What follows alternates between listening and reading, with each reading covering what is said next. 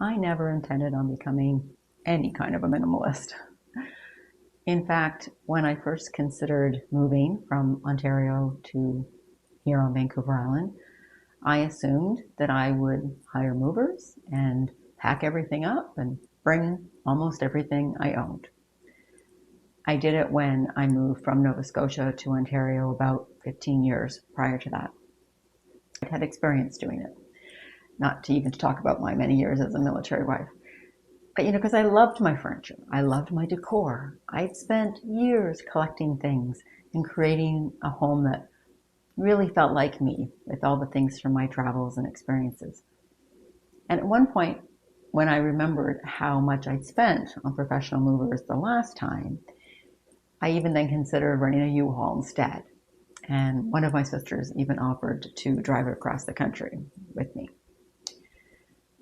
But now I can stand in the middle of my living area here and do a 360 for you and show you almost my entire space. So how did I get from planning to move nearly everything I owned to letting go of almost everything I owned? The cost certainly had something to do with it.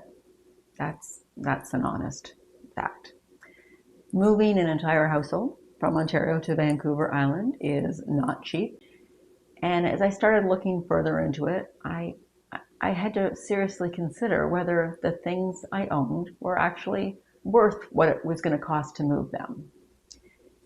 And it wasn't only about the money though, because that would have probably been simple. It would have been worth it in that way. But the cost simply forced me to ask a question I might not have asked otherwise. How important was it really to keep the many, many, many things I had?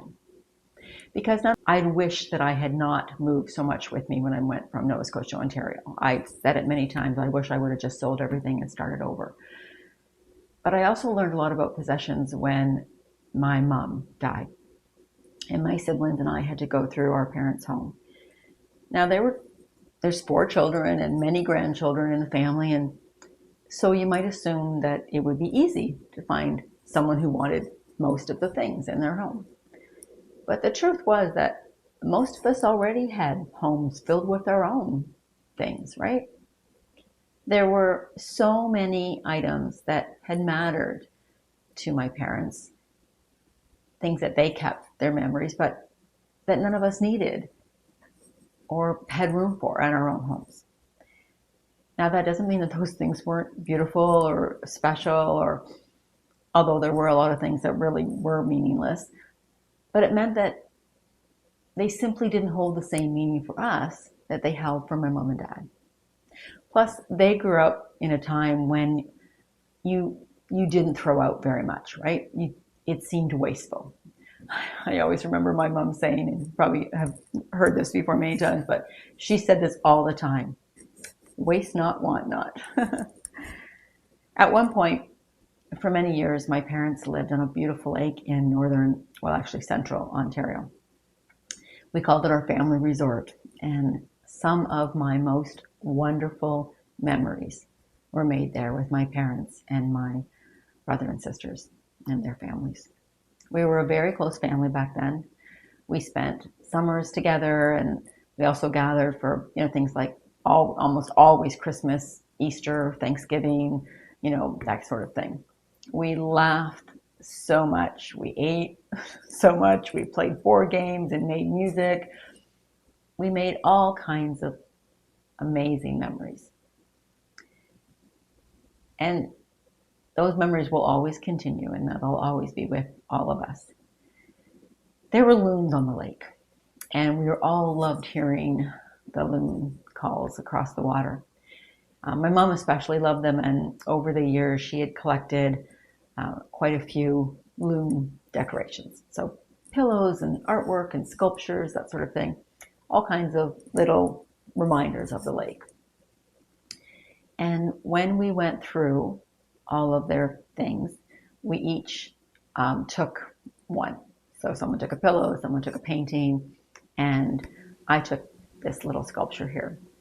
It's tiny and takes up almost no space, but every time I look at it, it's a reminder of the lake and my mom and dad, and hearing the loons and all the summers and the holidays and the shared meals and everything. It's a great memory of time spent with family. So much has changed since my mom died, as often happens with families when the matriarch is gone. But the memories are even more precious to me now, probably because of that. That one little loon carries more meaning for me than a room filled with things ever could. Going through my parents' home taught me that the people we leave our belongings to probably won't want most of them.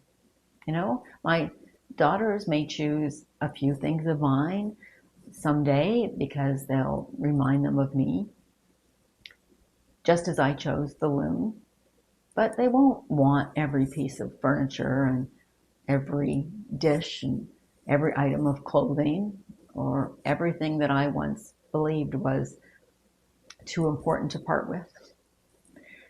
And honestly, I wouldn't want them to. I wouldn't want them to feel responsible for keeping things like that. And I don't want them to have to handle getting rid of them. So as I prepared for the move, I began looking at my own belongings quite differently. I still loved many of them. I miss a few of them, but they were just things in the end. Just things. Most of them could be replaced, and I thought that's what I would do. Quite a few, though, belonged in the past version of my life. And I wasn't trying to erase those past versions. I was no longer living that life or those lives. And to be honest, there were years when I got caught up in the consumerism that many of us get caught up in as well. Shopping as therapy, that sort of thing. It's something that I just didn't want to do anymore. I was in a giant place of wanting to simplify my life. Now, every time I moved over the years, my home became smaller and smaller. I suppose that makes sense because my life changed too. There were times when I needed space for, family to visit and those sort of things, but gradually they stopped doing that. And, changes that come with life. So the homes I moved into got smaller and smaller as well. And this place here is about half the size of the last one that I left. One closet here, I have people, one closet. Don't even get me started on that. But I knew everything wouldn't fit, especially since I ended up getting a place that's mostly furnished, the little bit that there's here. But eventually the decision became bigger than simply asking what would fit. I started asking what I truly wanted to bring with me into this next part of my life. In the end, I let go of about 90% of what I owned. I sold things, I gave things away.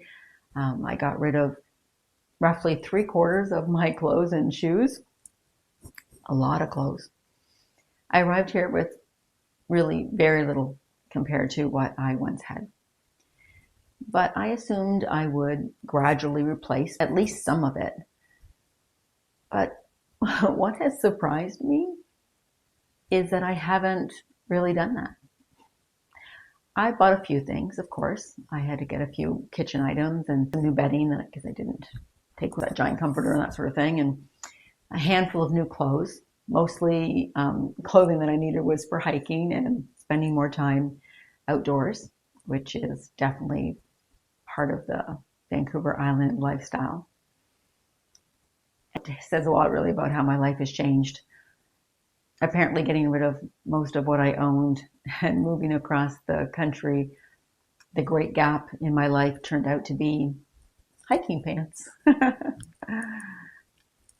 But I haven't felt any urgency to fill every corner of my space and every cupboard, I don't walk around thinking about all the things that are missing. if anything, I notice how simple everything is now. It's so easy to look after, and everything I have is either useful or meaningful, like, family photos or things from my grandkids, things that genuinely bring me joy. I'm not suggesting that everyone should get rid of 90% of what they own.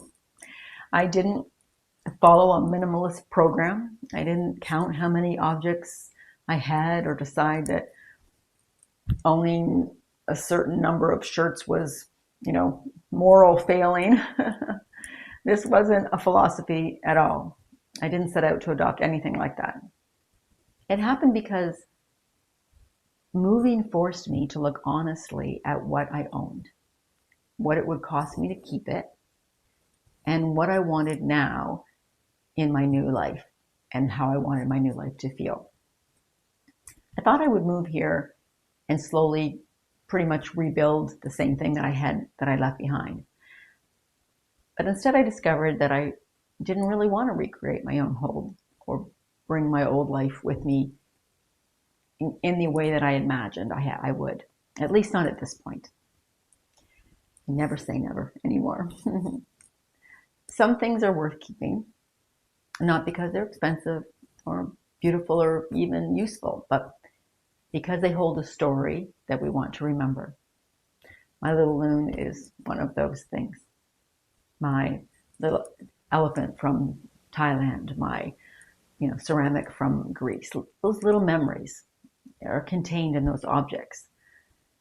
And, I didn't need every loom that my mom owned to remember her.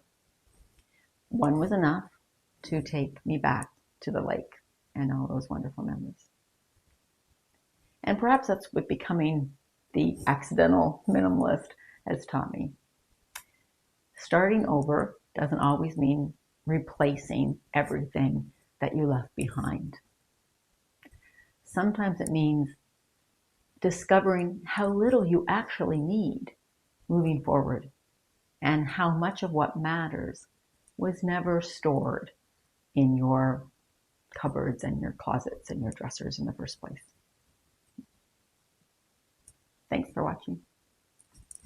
Keep following the firefly.